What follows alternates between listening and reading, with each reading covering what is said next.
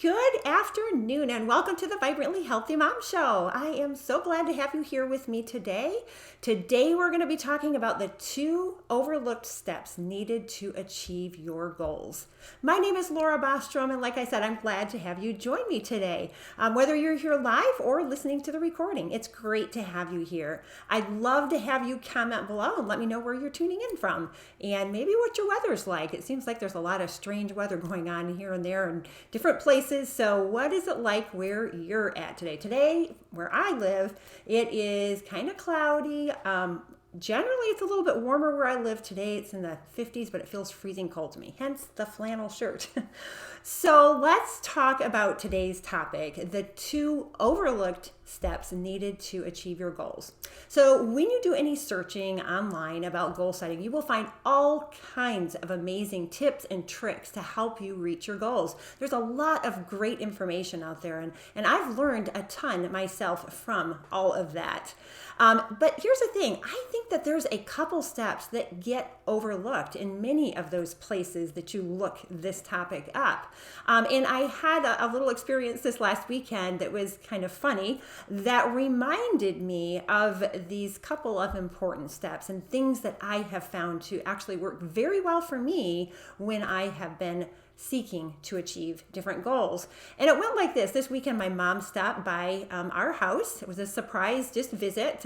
She doesn't live far from our house, but she stopped by, and our puppy, who is now 7 months old, was very excited to go to the door and see Grandma there. She loves my mom, and she was so excited to see her, but she got distracted right away by something in my mom's hand. She was holding a baseball cap, and inside that baseball cap was a little teddy bear that she had brought for me, not for Sydney. She brought it for me, but Sydney saw that little teddy bear coming out of the hat in my mom's hand and being given to me, and immediately she's like, I think this teddy bear must be for me. I want it.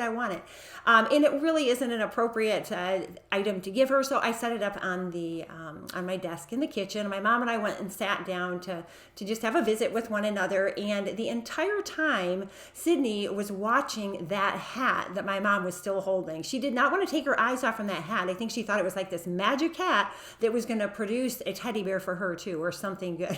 So she watched that hat just like with an eagle eye and didn't take her eyes off from it. So we laughed quite a bit about it. It's very funny. My mom had to finally stick the hat underneath her shirt when Sydney wasn't looking, and then the hat was no longer to be seen. But what it reminded me of was the importance of a couple of steps that are super helpful when it comes to seeking to achieve goals. And the number one thing is having a laser focus. So Sydney had this laser focus. She was zeroed in on that hat, and there was nothing that was going to take her attention off from that. So here's the thing. When we have a goal that we want to reach, there are so many distractions, so many things that can get in the way of helping us to keep our attention set on whatever that goal is that we're trying to achieve. So we need to do whatever we can to block out those distractions. We need to put ourselves in situations where we can be laser focused on that goal, that thing that we are trying to achieve. So blocking out the distractions is super helpful. The second thing is having hope. And to me, this is huge. If we don't have hope, then we are not going to be very motivated. We're not going to be very encouraged to pursue the things that we need to. We're not going to be willing as much to make the sacrifices that we need to reach our goals if we don't have the hope that we're going to get there in the first place. So I know hope has been a huge thing for me when it comes to battling with the different chronic health issues that I have. Had I at any given time not had a sense of hope that I would get better, that there was something that I could do to get better, it would be very discouraging. It would be hopeless.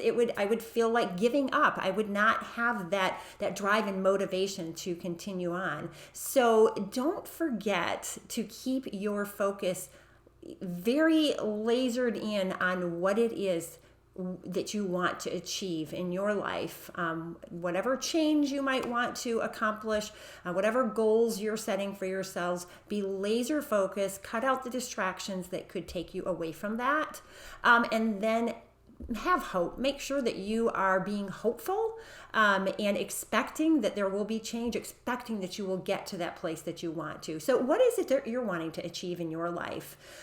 Take the time to evaluate how you're doing in accomplishing that, and then cut out any distractions, obviously within reason. If there are distractions like your children keeping you from doing certain things, obviously the things that you value, you don't cut those out. That's not at all what I am saying. But cut out the distractions that are keeping you from reaching your goals that are reasonable to cut out.